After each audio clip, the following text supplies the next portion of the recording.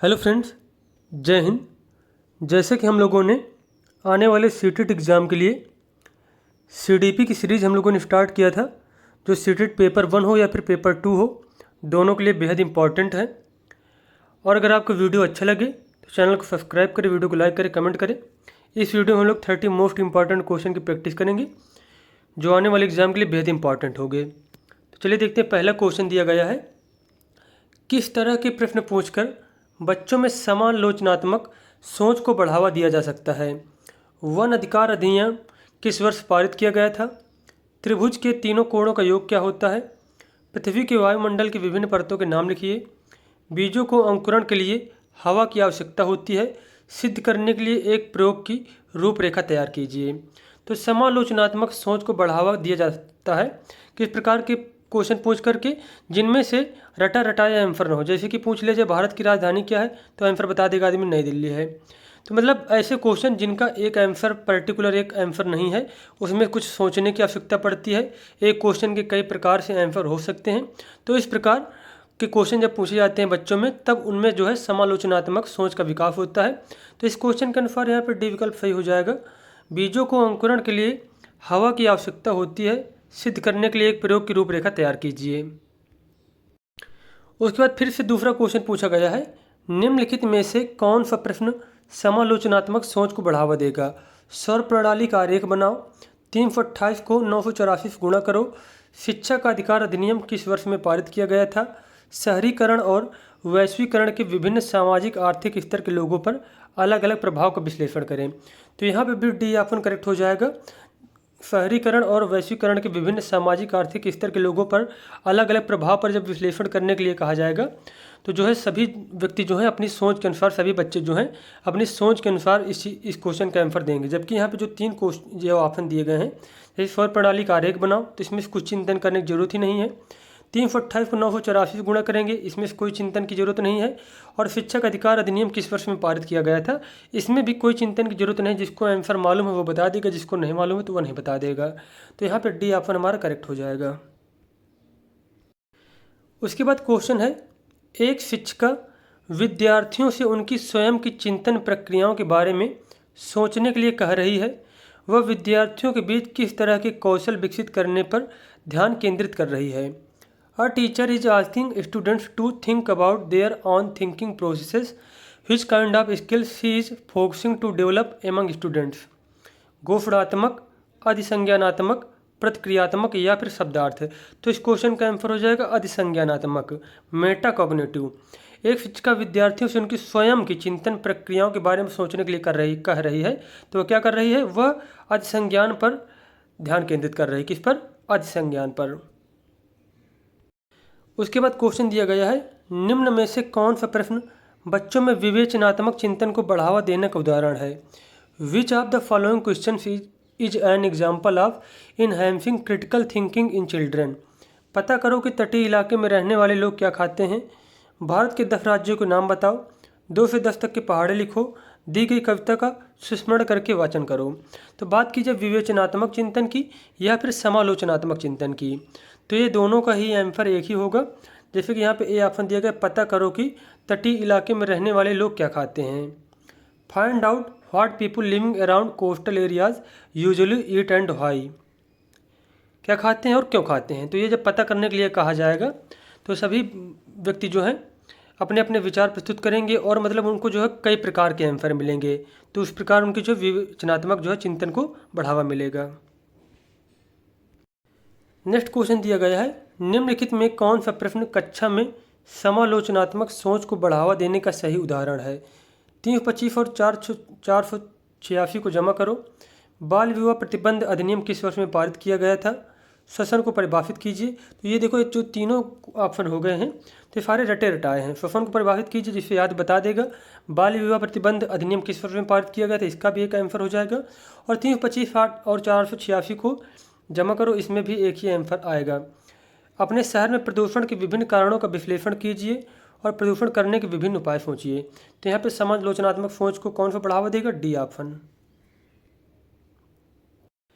अगला क्वेश्चन दिया गया है, रीना कक्षा में दी गई किसी भी समस्या को सुलझाने के लिए अलग अलग तरकीबों से बारे में सोचती है।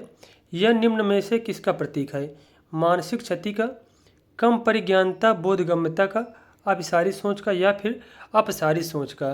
तो रीना कक्षा में दी गई किसी भी समस्या को सुलझाने के लिए अलग अलग तरकीबों से मतलब कई प्रकार से सोचती है, तो यह है अपसारी सोच का। किसका उदाहरण है? अपसारी सोच का। नेक्स्ट क्वेश्चन दिया गया है, निम्न में से समालोचनात्मक चिंतन में क्या शामिल है? परासंज्ञान, विश्लेषण और मनन। तो बात की जाए समालोचनात्मक चिंतन की, तो इसमें से परासंज्ञान, विश्लेषण और मनन ये तीनों ही शामिल होते हैं। तो यहाँ पे ए ऑप्शन हमारा करेक्ट हो जाएगा। फर्स्ट, सेकंड, थर्ड तीनों सही दिए गए हैं।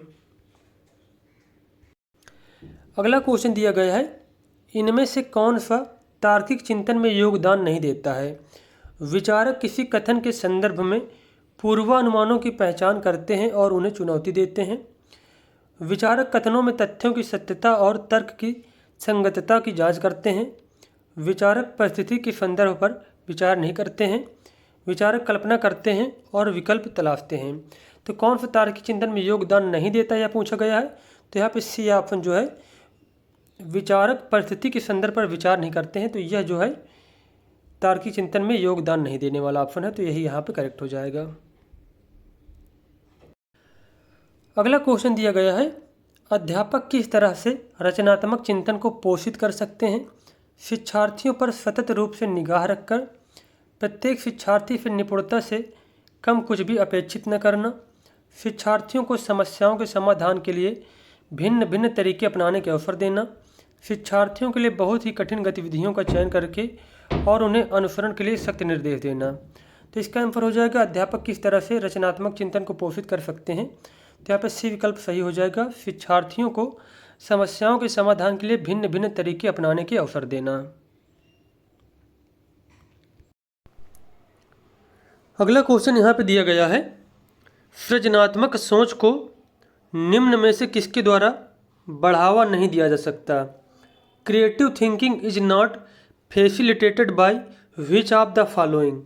मूलभूत विचार, अस्पष्टता को स्वीकार कर, अभिसारी सोच, या फिर सोच में लचीलापन। तो इस क्वेश्चन का आंसर हो जाएगा कि सृजनात्मक सोच को किसके द्वारा बढ़ावा नहीं दिया जा सकता? तो अभिसारी सोच के द्वारा। किसके द्वारा? अभिसारी सोच के द्वारा सृजनात्मक सोच को बढ़ावा नहीं दिया जा सकता, कन्वर्जेंट थिंकिंग के द्वारा। और अगर पूछ लिया जाए सृजनात्मक सोच को, जैसे कि एक होती है अपसारी सोच, तो इसमें से कन्फ्यूजन नहीं होना है, आपको कन्फ्यूज नहीं होना है। अपसारी सोच के द्वारा सृजनात्मक सोच को बढ़ावा दिया जा सकता है, लेकिन अभिसारी के द्वारा सृजनात्मकता को बढ़ावा नहीं दिया जा सकता है।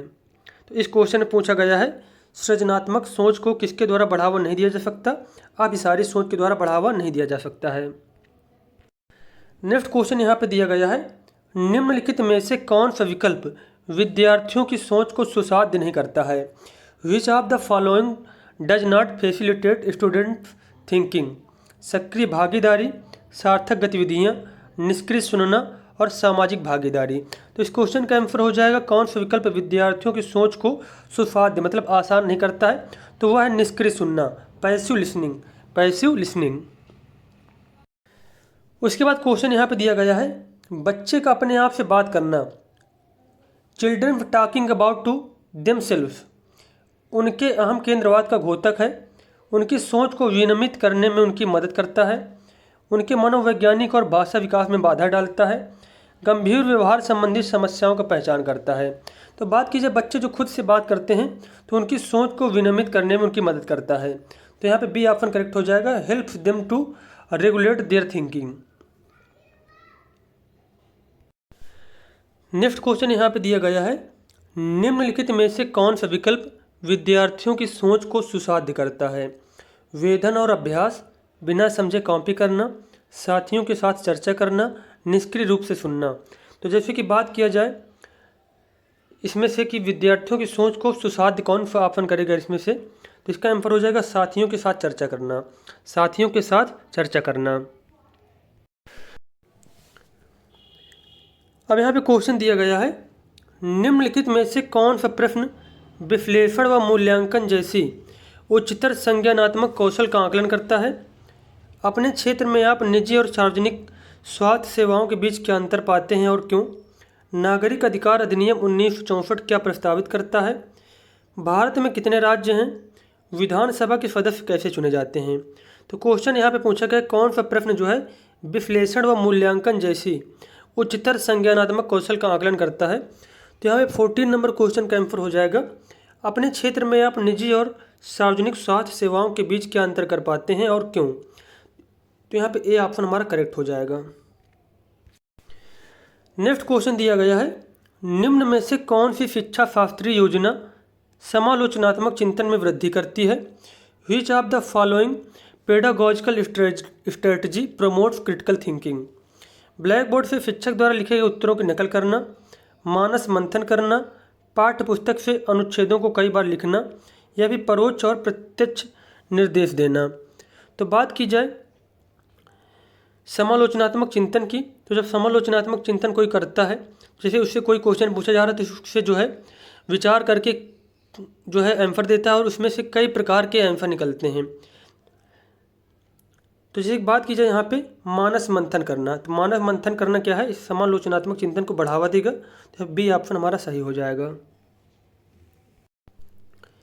वास्तविक जीवन की समस्याओं पर चर्चा को सुसाध्य करने और विद्यार्थियों को विविध परिप्रेक्ष्यों पर चिंतनशील होने के लिए प्रोत्साहित करने से विद्यार्थी में किसका विकास होता है?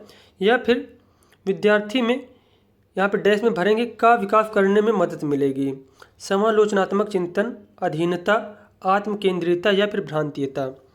तो इस क्वेश्चन का आंसर हो जाएगा यहाँ पे कि वास्तविक जीवन की समस्याओं पर चर्चा को सुसाध्य अर्थात आसान करने और विद्यार्थियों को विविध परिप्रेक्ष्यों मतलब अलग अलग परिप्रेक्ष्यों पर चिंतनशील होने के लिए प्रोत्साहित करने से विद्यार्थी में समालोचनात्मक चिंतन का विकास करने में मदद मिलेगी।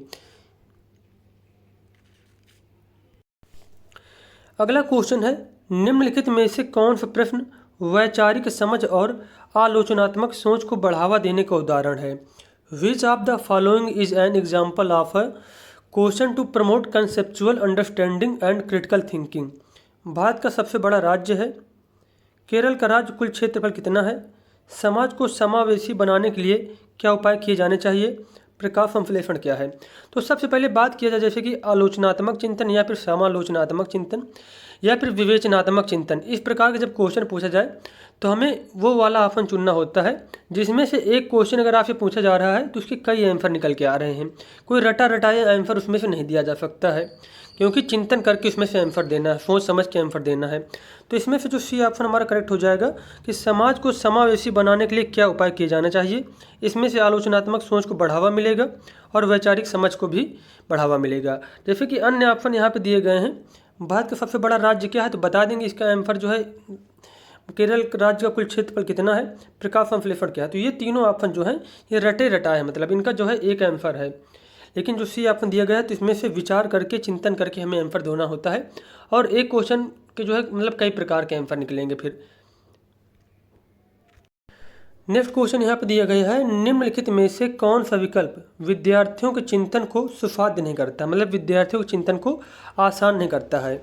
अधिगम के हस्तांतरण पर आधारित गतिविधियाँ देना, समझने के बजाय रटने की ओर लक्ष्य करना, स्वनियमन और चिंतनशील होने के अवसर देना, नई जानकारी को पूर्व ज्ञान से जोड़ना। तो पूछा गया यहाँ पे विद्यार्थियों के चिंतन को सुसाध्य अर्थात आसान नहीं करता, कौन सा ऑप्शन? तो बी ऑप्शन यहाँ पे बिल्कुल गलत दिया गया है, समझने के बजाय रटने की ओर लक्ष्य करना। कहीं पर भी रटने की बात आ जाए, याद करने की बात आ जाए तो वो ऑप्शन हमेशा ही गलत हो जाएंगे। अगला क्वेश्चन यहाँ पे दिया गया है, एक समस्या को हल करते समय एक विद्यार्थी समरूपी समस्याओं को उद्धृत कर रहा है और वर्तमान समस्या को हल करने के लिए संकेत ले रहा है, यह किसका उदाहरण है?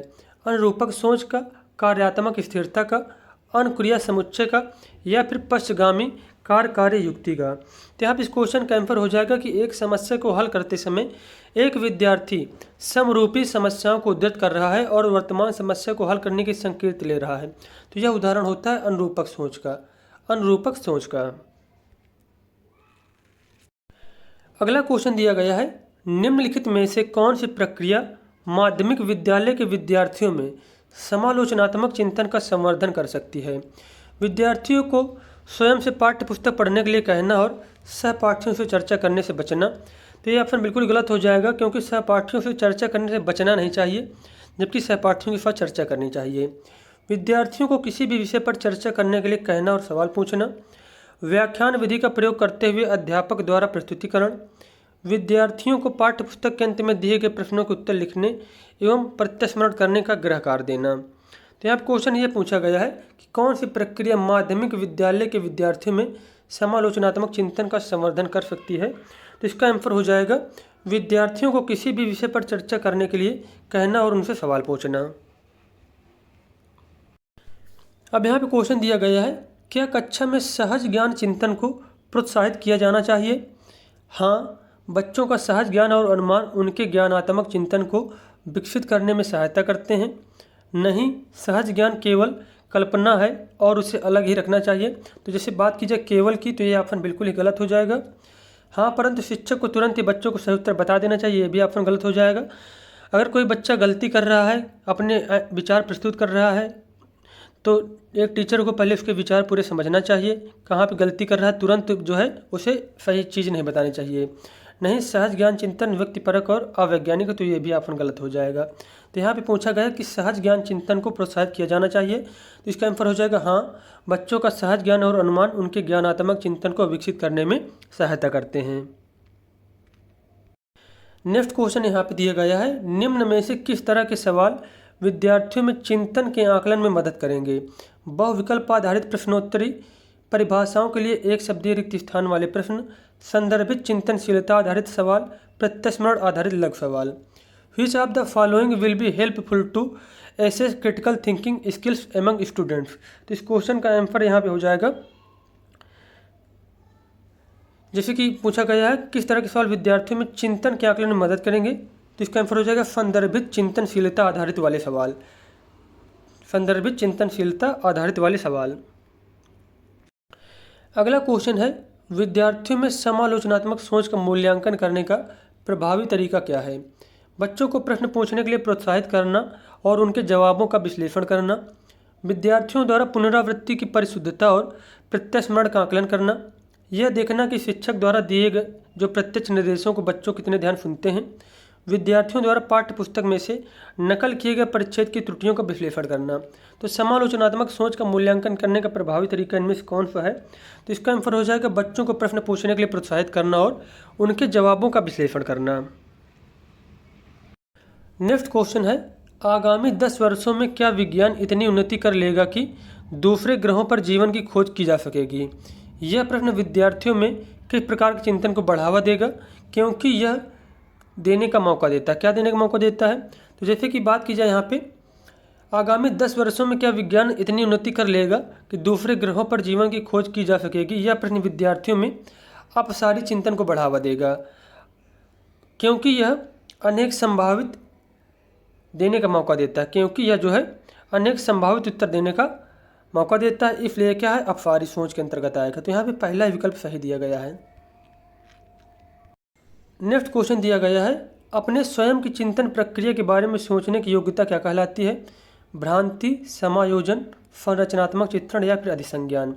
The ability to think on one's on thinking processes is called, तो उसे कहा जाता है अकोमोडेशन या फिर उसे कहते हैं मेटाकॉग्निशन या फिर अधिसंज्ञान कहा जाता है। उसके बाद क्वेश्चन दिया गया है, निम्न में से कौन से प्रश्न आलोचनात्मक सोच का मूल्यांकन नहीं करेंगे? समीकरण 2x = 12 में x का मान ज्ञात कीजिए। तो यही ऑप्शन गलत दिया गया है, आलोचनात्मक सोच का मूल्यांकन यह नहीं करेगा, क्योंकि यहाँ पे 2x = 12 दिया गया है और x का इसमें एक ही मान निकलेगा, x = आ जाएगा यहाँ पे 6। प्रदूषण के बढ़ते स्तर का कारण सोचिए और उनके संभावित समाधान ढूंढिए। धार्मिक सद्भावना को बढ़ाने के लिए क्या कदम सुझाए जा सकते हैं? वैदिक गणित का उपयोग करके क्या पाइथागोरस प्रमेय का प्रमाण दिया जा सकता है? तो इन तीनों ऑप्शन के द्वारा BCD के द्वारा आलोचनात्मक सोच का मूल्यांकन किया जा सकता है, जबकि ए ऑप्शन यहाँ पे जो दिया गया है इसके द्वारा मूल्यांकन सोच का जो है आकलन, आलोचनात्मक सोच का जो है मूल्यांकन नहीं किया जा सकता। तो पूछा गया मूल्यांकन नहीं करेंगे, तो ए ऑप्शन यहाँ पे जो है मूल्यांकन नहीं करेगा। अब यहाँ पे क्वेश्चन दिया गया है, वे गणितीय प्रश्न जो परिकल्पना परिस्थितियों से संबंधित हैं और बीज गणितीय कथन आलेखित करते हैं प्रारंभिक पाठचर्या का एक भाग है। इस विचार का आधार है कि किशोरावस्था के छात्र कौन सा कार्य करने में सक्षम हैं। अमूर्त चिंतन, मूर्त पदार्थों के साथ निश्चित संक्रियाएं, श्रेणीबद्ध कार्य या फिर वर्गीकृत कार्य। तो वे गणितीय प्रश्न जो परिकल्पना परिस्थितियों संबंधित हैं और बीज गणितीय कथन आलेखित करते हैं, प्रारंभिक पाठचर्या का एक भाग है। तो यह विचार दर्शाता है कि किशोरावस्था के छात्र जो हैं अमूर्त चिंतन करने में सक्षम हैं। नेक्स्ट क्वेश्चन यहाँ पे दिया गया है, विद्यार्थियों में समालोचनात्मक चिंतन का आकलन किस प्रकार किया जा सकता है। Critical thinking among students can be assessed by, उनकी प्रत्यास्मरण की योग्यता के परीक्षण द्वारा, उनके विवेचनात्मक कौशलों के विश्लेषण द्वारा, उनकी नकल करने की गति माप कर, उनकी वर्तनी परिशुद्धता की गणना द्वारा। तो इसका आंसर हो जाएगा कि क्रिटिकल थिंकिंग अर्थात समालोचनात्मक चिंतन का बढ़ावा किस प्रकार किया जा सकता है, उनके विवेचनात्मक कौशलों के विश्लेषण द्वारा, उनके विवेचनात्मक कौशलों को विश्लेषण द्वारा। अब यहाँ पे क्वेश्चन दिए गए, कथन ए दिया गया है, अधिगमकर्ताओं में समालोचनात्मक चिंतन के विकास के लिए एक अध्यापक कक्षा में कई समाचार पत्र लेकर आती है, जिन सभी में एक विशेष खबर का उल्लेख है और अधिगमकर्ताओं को समूहों में चर्चा करने को कहती है। तर्क क्या बताया गया है, माध्यमिक स्तर पर पाठ्य पुस्तकें ही जानने का एकमात्र माध्यम हो सकती हैं। तो ये बिल्कुल ऑप्शन तर्क जो है गलत दिया गया है। कहीं पर भी जैसे कि एक ही चीज़ पर बल दिया जाए तो वो ऑप्शन हमेशा गलत होता है। तो यहाँ पे कथन ए बिल्कुल सही दिया गया है और तर्क आर गलत दिया गया है। तो इसके अनुसार ए सही है लेकिन आर गलत है, यही हो जाएगा ऑप्शन यहाँ पे। अगला क्वेश्चन है, निम्न में से कौन से प्रश्न आलोचनात्मक सोच का मूल्यांकन करते हैं। A+B का सूत्र क्या है, मीथेन का रासायनिक सूत्र लिखिए, भोजन की कमी के विभिन्न कारण क्या हो सकते हैं, हिमनद के निक्षेपण को क्या कहा जाता है। तो जैसे कि ए, बी और डी ऑप्शन है, तो इनमें से जब क्वेश्चन है तो इनका एक ही आंसर निकलेगा, रटे रटाए आंसर निकल आएंगे। जबकि भोजन की कमी के विभिन्न कारण से क्या हो सकते हैं, इसमें हमें पर सोचना पड़ेगा और कई प्रकार के आंसर निकलेंगे। तो यही जो है हमारा आलोचनात्मक सोच का मूल्यांकन करने वाला ऑप्शन है। तो यहाँ पे सी ऑप्शन हमारा करेक्ट हो जाएगा।